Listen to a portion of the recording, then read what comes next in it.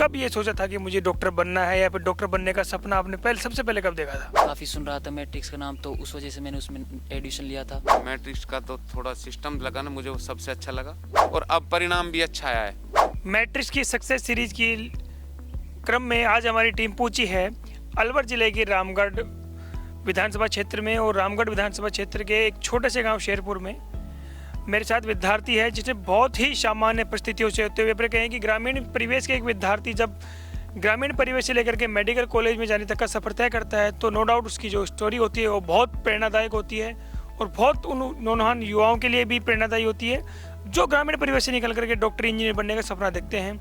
मेरे साथ उपस्थित हैं मोहम्मद और उनके पेरेंट्स। मोहम्मद, सबसे पहले तो आपको बहुत बहुत बधाई हो। Thank you sir. सबसे पहले मुझे आप ये बताएं कि आपने कब ये सोचा था कि मुझे डॉक्टर बनना है, या फिर डॉक्टर बनने का सपना आपने सबसे पहले कब देखा था?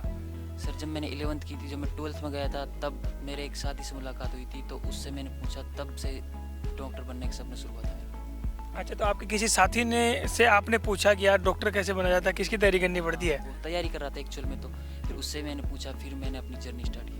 अच्छा, तो आपने अपनी ग्रामीण परिवेश में पढ़ाई है LKG से 12वीं तक की, वो कहाँ पर की?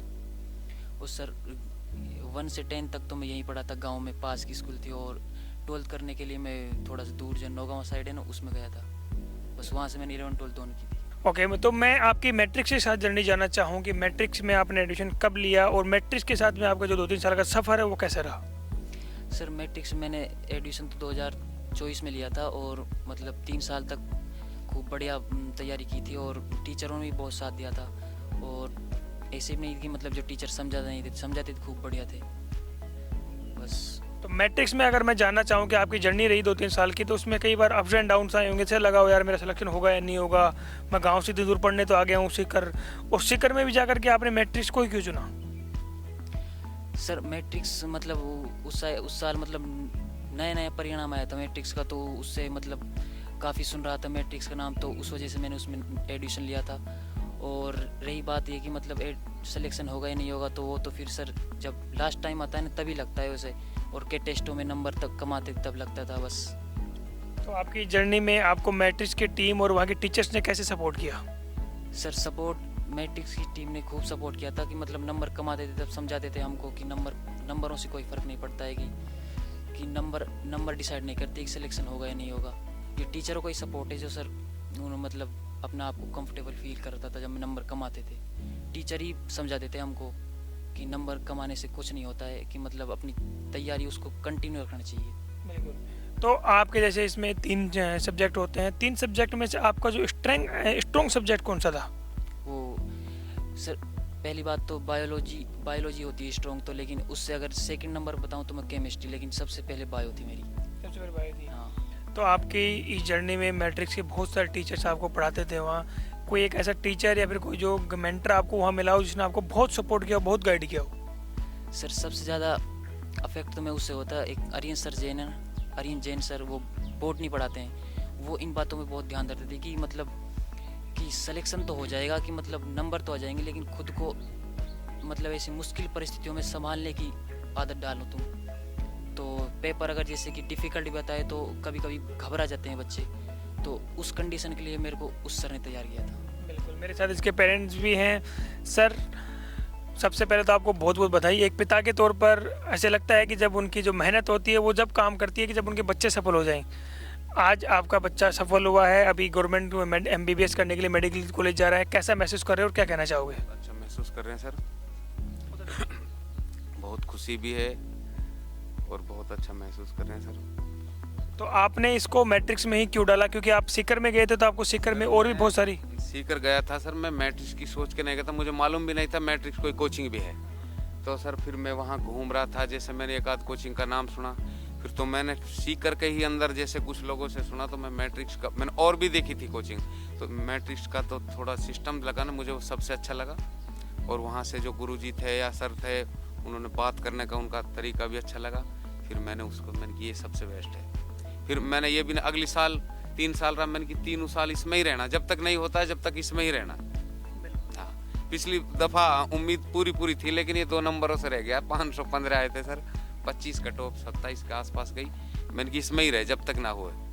ये तो सर एक पिता के तौर पर ऐसा लगता है कि जब ग्रामीण परिवेश में जब हम पढ़ते हैं, बच्चों को गांव में पढ़ाते हैं, उसके बाद में बाहर शहर में पढ़ने के लिए भेजते हैं, तो वहाँ पता लगता है कि यार सिलेक्शन हो पाएगा नहीं हो पाएगा। तो आपके बेटे की जो मेहनत थी वो रंग लाई है आखिरकार। हाँ बिल्कुल रंग लाई सर। और फिर मैंने ये भी इससे ये भी कह दिया था कि कोई टेंशन बिगैर टेंशन के पढ़ना है, नहीं होए ना हो ऊपर वाले के हाथ में, बाकी तू मेहनत कर, रिजल्ट अपने आप आएगा। मैंने ये सपोर्ट दिया। वो से मैंने ये नहीं कहा कि नंबर क्यों कम आ रहे हैं तो आ रहे हैं, तू फुल टेंशन फ्री पढ़। मैंने ये मेरे तो मैट्रिक्स का कितना बड़ा योगदान है आपकी बेटे की सफलता में? मैट्रिक्स का तो काफ़ी योगदान है सर। वहाँ के जो टीचर हैं उनका जो व्यवहार है, मैं मोबाइल पे भी देखता था, जैसे एक आधों के नाम भी ध्यान है, जैसे शंकर सर है, और मान सर है, बीरबल मान सर है, और वो मदन सर है। तो उनकी काफ़ी मतलब मोबाइल पे भी देखता था, चर्चा भी सुनी। तो उनका व्यवहार मतलब वहाँ का सिस्टम ही अच्छा है मतलब मैट्रिक। फिर मैं 2-3 बार होके भी आया हूँ सीकर, पेपर दिलाने के लिए 2 बार पेपर सीकर ही दिया हमने। तो मैं सीकर जाता काफ़ी बार, इसके लिए कुछ राशन पानी भी लेके भी गया हूँ। तो कुल मिला के सारा सिस्टम सही लगा, और अब परिणाम भी अच्छा आया है। कोई संतुष्ट है, खूब बढ़िया, कोई दिक्कत नहीं। मैं मोहम्मद आपसे जानना चाहूँगा कि अगर मैं आपसे आपका 24 घंटे का रूटीन जानना चाहूँ कि आपने 24 घंटे में जब आप सीकर में तैयारी करी थी तो क्या रहता था, उसके बारे में आप हमें बता सके तो।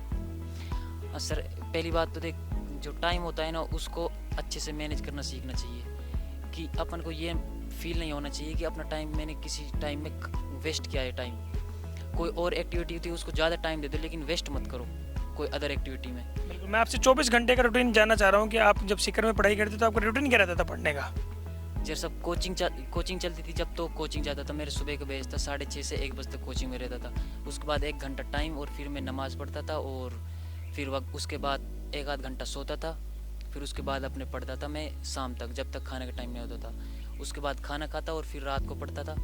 और रात को मैं जैसे कि अगर मुझको सुबह 5 बजे खड़ा होना है तो मैं 11 बजे सो जाता। 6 घंटे की नींद लेता था, बस 11 बजे सो जाता, फिर 5 बजे खड़ा होकर फिर 6:30 बजे कोचिंग जाता था। फिर बिल्कुल, अगर मैं आपके जो छोटे भाई बहन इस वीडियो को देख रहे हैं, जो भी अभी नीट की तैयारी करना चाहते हैं, फिर IIT की तैयारी करना चाहते हैं, उनको आपकी तरफ से क्या मैसेज रहेगा, आप क्या कहना चाहोगे उनको?